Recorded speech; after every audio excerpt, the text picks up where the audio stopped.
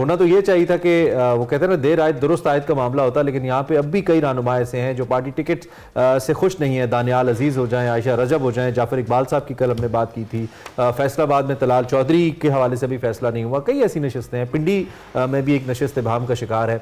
تو ابھی دیکھنا یہ ہے کہ اونٹ کس کروٹ بیٹھتا ہے. کیا کاف لیگ ہو گئی، استحکام پارٹی ہو گئی، نون لیگ ہو گئی، کوئی سیٹ ایڈجسٹمنٹ کا معاملات ہو جاتے ہیں. اور دوسری جانب اس سے پہلے کہ ہم ڈسکشن کی طرف بڑھیں، کراچی کے حوالے سے بڑی دلچسپ صورتحال آ رہی ہے. کراچی میں 3-4 حلقوں میں بڑا گھمسان کا رن پڑنے والا ہے. ایسا لگتا ہے کہ بڑے تگڑے مقابلے ہوں گے کراچی میں. بالکل. اور ابھی اسی ساری صورتحال پہ بات کر لیتے ہیں. سلمان عابد صاحب ہمارے ساتھ موجود ہیں، سینئر تجزیہ کار، ان کو خوش آمدید کہتے ہیں. Thank you very much Salman Abid صاحب، بہت شکریہ آپ نے جوائن کیا.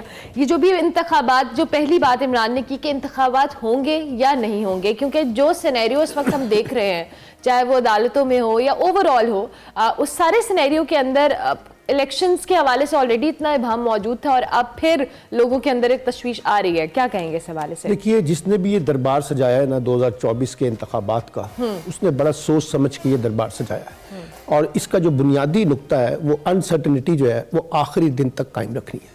یعنی ابہام رکھنا ہے. اور اس کی ایک وجہ ہے، ابہام اس لیے رکھنا ہے کہ کسی پولیٹیکل پارٹی کو الیکشن کیمپین کا موقع نہ مل سکے. اور آپ دیکھیے کوئی پولیٹیکل پارٹی اس طرح سے الیکشن کیمپین نہیں کر پا رہی. ماسوائے پیپلز پارٹی کچھ جلسے کر رہی ہے، لیکن ابھی بھی اس کی جو روایتی کیمپین ہے وہ اس طرح سے دیکھنے کو نہیں مل رہی ہے. اس کا مطلب یہ ہے کہ سیاسی جماعتوں کی جو کیمپین ہے، جس کی بنیاد پہ آپ ووٹرز کو موبلائز کرتے ہیں، وہ نہ ہونے کے برابر ہے. ایک بات. دوسری بات یہ کہ الیکشن ہوں گے یا نہ ہوں گے، اس کے اندر بھی لوگوں کو پھنسا دیا گیا ہے. اور ابھی دیکھیے 4 دن پہلے تک ایسے لگ رہا تھا جیسے واقعی ہم الیکشن ٹریک کے اوپر آ گئے ہیں. اب پچھلے 2 دن سے کچھ اس طرح سے لگ رہا ہے کہ کچھ اور اسلام آباد کے اندر کھچڑی پکانے کی کوشش کی جا رہی ہے. اور جو بھی ریسنٹلی جوڈیشل کرائسس آیا جہاں 2 ججز نے استعفے دیے ہیں، اور یہ جو بلے کے نشان کے اوپر اتنا ٹچی ہو گیا الیکشن کمیشن کہ وہ خود براہ راست فریق بن کر الیکشن کمیشن جو ہے وہ جا کے سپریم کورٹ جا رہا ہے. حالانکہ جو متاثرہ فریق تھا وہ اکبر ایس بابر تھا، اصولی طور پہ تو اس کو جانا چاہیے تھا، لیکن یہاں الیکشن کمیشن جو ہے وہ زیادہ جذباتیت اس کی نظر آ رہی ہے کہ کسی طریقے سے پی ٹی آئی کو بلے کا نشان نہیں ملنا چاہیے. اور آج جب سپریم کورٹ اگر یہ فیصلہ کرتی ہے، اور اگر فیصلہ یہ آتا ہے کہ بلے کا نشان نہیں ملنا، تو الیکشن کی ایمبیگوٹی اور زیادہ کریٹ ہو جائے گی. کیونکہ ایک پولیٹیکل پارٹی کو اس طرح سے آپ آؤٹ نہیں کر سکتے پورے پولیٹیکل پروسیس سے. آپ اس کا نشان چینج کر سکتے ہیں، لیکن یہ نہیں کہہ سکتے کہ آپ کو نشان ہی نہیں ملے گا، تو پھر تو پولیٹیکل پارٹی ختم ہو گئی. یہ تو اس کا فنڈامنٹل رائٹس ہے. تو اس لیے بہت سے سوالات ایسے پیدا ہو رہے ہیں. پھر سیکیورٹی ایشوز بہت آ گئے ہیں، پھر سینٹ کی قرارداد آئی، پھر فضل الرحمان کی پریس کانفرنس آ گئی. تو ایک ایمبیگوٹی تو آپ نے کریٹ کر دی ہے. اب ایسے کانٹیکس میں الیکشن کا ہونا ظاہر کیا کرتا ہے؟ اس کا ظاہر یہ کرتا ہے اگر الیکشن ہو بھی جائیں تو یہ مسائل پیدا کرے گا. اور نہ صرف مسائل پیدا کرے گا بلکہ ایک کمزور سا کولیشن لے کے آئے گا جو چند ووٹوں کی بنیاد پہ حکومت قائم ہوگی. اور کہا یہ جا رہا ہے، پریڈکٹ کیا جا رہا ہے کہ 70 75 80 کے قریب ایک پارٹی سیٹیں لے گی، دوسری پارٹی 60 کے قریب لے گی. تو ایک کولیشن گورنمنٹ بنے گی. اگر وہ بنتی ہے تو پھر مسائل تو وہیں کے وہیں ہیں. اگر الیکشن ہونا ابہام پیدا کرے گا، جو کہ آپ ٹھیک کہہ رہے ہیں جن فیکٹرز کی آپ بات کر رہے ہیں، لیکن نہ ہونا آپ کو نہیں لگتا اس سے بھی بڑا ابہام پیدا کرے گا؟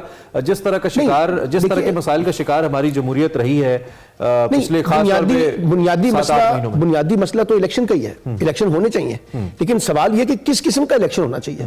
یعنی اگر آپ ایسا الیکشن کرائیں گے جو الیکشن وقت سے پہلے متنازع ہو گیا ہے، اور اس متنازع انتخابات کے بعد اس کے نتائج بھی متنازع ہوں، اور جو حکومت بنے وہ بھی متنازع ہو جائے، تو پھر تو سارا پروسیس ہی خراب ہو گیا نا. تو اس لیے میں الیکشن کو ڈینائی نہیں کر رہا، لیکن میں کہہ رہا ہوں کہ الیکشن کرانے کے لیے ایک ایسا ماحول پیدا کر دیں جو سب کے لیے قابل قبول ہو. آگے بڑھ جاتے ہیں. لیٹس سپوز 8 فروری کے انتخابات تحریک انصاف اپنے نشان کے اوپر اپنے امیدواروں کے ساتھ جن کو وہ ٹکٹ دینا چاہتے ہیں لڑ لیتی ہے، اور اس کے بعد بھی ان کی اکثریت نہیں آتی. جیسے کل گیلپ کا ایک سروے آیا ہے جس میں اب جو پنجاب کے اندر میجورٹی ہے نون لیگ کی، اس میں اضافہ ہوا ہے پچھلے وقت کی نسبت، پچھلے سروے کی نسبت 32 اور 34، صرف 2% کا فرق ہے.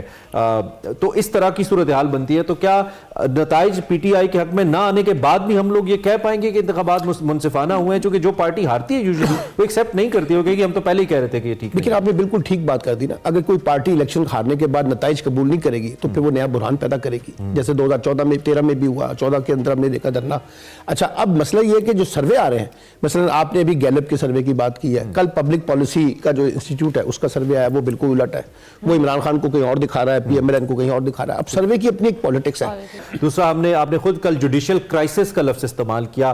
ایسا کبھی ہسٹری میں نہیں ہوا، خاص طور پہ ایکسپیکٹڈ چیف جسٹس 8 مہینے پہلے ریزائن کر دیں. اور پھر جب کل سپریم جوڈیشل کونسل کا اجلاس ہوا تو اس میں یہ بات کی گئی کہ اگر ٹرائل چل رہا ہے تو یہ تو نہیں ہو سکتا ताकि कोई इस्तीफा दे और साफ शफाफ निकल जाए, सियासी तौर पे भी बयानात सामने आए, इस पे जरा क्या तजिया होगा? देखिए, पहली बात, एक जो लेवल प्लेइंग फील्ड का इशू था ना, वो काफी हद तक जरा बेहतर हुआ है। यानी अब आप देखिए, जितने पीटीआई के मेजर लीडरशिप थी जिनको नाहिल करार दिया गया था, वो रिटर्निंग प्रेजाइडिंग ऑफिसर्स के जरिए जो है ना वो वापस बहाल हो गए। तो अब एक बड़ी तादाद पीटीआई की इलेक्शन लड़ रही है। कल उनको टिकटें भी काफी अलाट हो चुकी हैं। दूसरा ये कि उम्मीद यही की जा रही है कि बल्ले का निशान भी उनको मिल जाएगा। तो अल्टीमेटली जो बड़ा इशू था ना पीटीआई का, वो रिजॉल्व हुआ है। इसमें एक क्रेडिट देना पड़ेगा। दूसरी बड़ी बात जो है, आपने जुडिशियल क्राइसिस की बात की है। देखिए, हमारे यहाँ काफी अरसे से जजेस के अंदर ना तकसीम पैदा हो चुकी थी और हमने जजेस के बारे में कहना शुरू कर दिया था, ये जज फला ग्रुप का है, ये जज फला ग्रुप का है, ये फला पार्टी को सपोर्ट करता है, ये फला पार्टी को सपोर्ट करता है। और पॉलिटिकल पार्टियों ने भी जजेस को बहुत ज्यादा पॉलिटिसाइज किया। जो फैसले आपके हक में आए तो आपने एक और तरीके से जजों की तशरीह की, जब फैसले आपके खिलाफ आए तो फिर आपने जजों की एक और तशरीह कर दी। अभी आपके सामने जब बल्ले के निशान की बहाली हुई थी पेशावर हाईकोर्ट से, तो आपने देखा कि पेशावर हाईकोर्ट के चीफ जस्टिस के बारे में क्या कुछ नहीं कहा गया। तो ये हमारे यहाँ जजेस की तकसीम, जिसके हक में फैसला नहीं आता हो, ठीक। अच्छा, अब उस तकसीम का नतीजा ये निकल रहा था जो हमने 2 इस्तीफों की सूरत में देखा है। और कुछ लोग ये कह रहे हैं कि कुछ और इस्तीफे भी अभी तैयार हैं। और अगर ये ऐसा होता है तो फिर एक नया जुडिशियल क्राइसिस जो है वो क्रिएट हो जाएगा, क्योंकि देखिए, ये चीफ जस्टिस के लिए भी कोई अच्छा साइन नहीं है। और ये इस्तीफों की तादाद कितनी हो सकती है? सर, और कहा यह जा रहा है 2 से 3 इस्तीफे और मजीद आ सकते हैं। अगर ये आते हैं तो फिर एक नया क्राइसिस क्रिएट हो जाएगा। मैं तो कहता हूं अल्लाह ना करे कि आए, क्योंकि देखिए, हमारी जुडिशरी जो है एक वाहिद होप है पाकिस्तान के अंदर। अगर किसी को एक जस्टिस मिलना है तो वो जुडिशरी से ही मिलना है। अभी पीटीआई को रिलीफ मिला है तो जुडिशरी से ही मिला है। तो इसलिए जुडिशरी का होना वो बहुत जरूरी है। लेकिन अगर जुडिशरी इस तरह से डिवाइड हो जाए और इस तरह से तकसीम हो जाए, जिस तरह से कल हम ट्विटर वगैरह पे देख रहे हैं, जिस तरह से जजेस के बारे में कमेंट आ रहे हैं, ये बड़े खतरनाक रुझान आ रहे हैं। लेकिन दूसरी जानिब जजेस भी, जैसे कल हमने जस्टिस मोहसिन यानी जो है हाई कोर्ट इस्लामाबाद के, उनके जो कमेंट्स थे खासतौर पे एजेंसीज के हवाले से, उनके एहलकारों के हवाले से, वो भी ऐसे कमेंट्स पहले जजेस भी नहीं देते थे। बड़े बोल्ड कमेंट्स हैं। जजेस तो खुद, ये उसके बाद तो सूरत हाल नहीं कोई डेवलप। मैं कह रहा हूं, जजेस भी खुद दबाव में बहुत है। जब एक जज ये कहता है कि भाई आप हमारे पास क्यों आते हैं जमानतें लेने के लिए, आप प्रेस कॉन्फ्रेंस कर लें और वहां से जाके अपनी जान छुड़ा लें, तो इसका मतलब है आप जुडिशरी कह रही है कि हमारे हाथ बंधे हुए हैं। और बास जगह पर ये जो अभी फौजी अदालतों के हवाले से जो कुछ फैसले आए हैं, उसके ऊपर भी जजेस ने बड़े बोल्ड फैसले किए हैं। इसलिए ये भी एक इशू है कि उनके ऊपर प्रेशर्स बहुत है। लेकिन जो बुनियादी चीज है कि अगर जजेस खुद डिवाइड हो जाए और जजेस की अपने अंदर तकसीम हो जाए और पर्सनैलिटी क्लैशेस आ जाए, तो फिर वो और ज्यादा ग्रे एरिया जो है ना वो बाकी लोगों को सूट करता है कि ताकि हम जुडिशरी के अंदर पेनिट्रेशन कर सके और इनको खराब कर सके। तो मैं समझता हूं कि चीफ जस्टिस की जिम्मेदारी है कि वो जजेस के साथ अपनी एक सोशल हार्मोनी जो है उसको बिल्ड करें।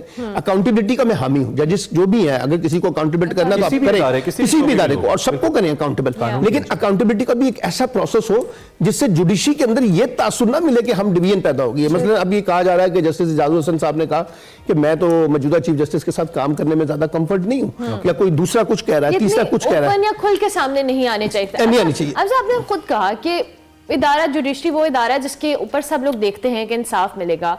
पाकिस्तान के अंदर अनफॉर्चुनेटली इस वक्त जिस इदारे को हम उठाएं उसको किसी कंट्रोवर्शियल या कंट्रोवर्सी का शिकार है।